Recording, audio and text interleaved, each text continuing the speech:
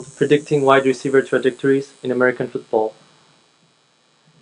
Here is a typical footage of American football play at the beginning of the game. As a basic, in American football, there are offense and defense formations. The question that this work wants to ask and answer is, what if we could predict this football play? Can we predict what will happen in the future? Specifically, let's consider the case of wide receiver here, whose movement is usually the most active during the game. Can we predict what path he will take in the next? Maybe these are some plausible paths he might take. Let's watch a game together. It would be very interesting if we could predict where this play will be. Here we go.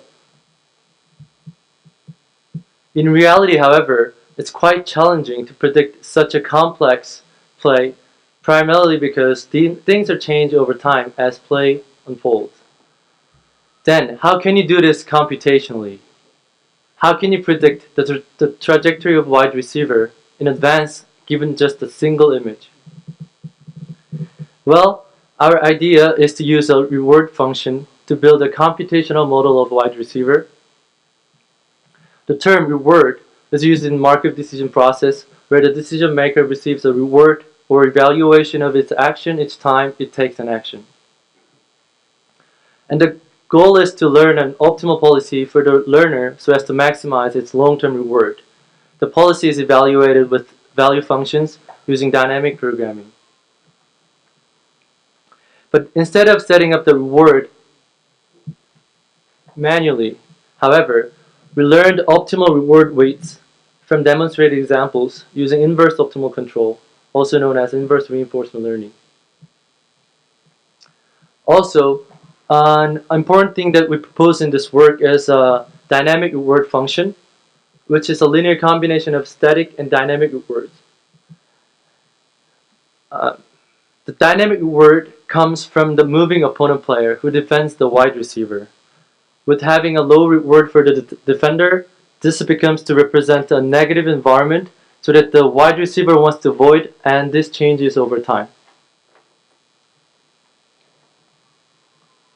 In order to compute the dynamic reward and estimate the changes in environment, we developed nonlinear and linear regression models based on Gaussian process regression and constant velocity model.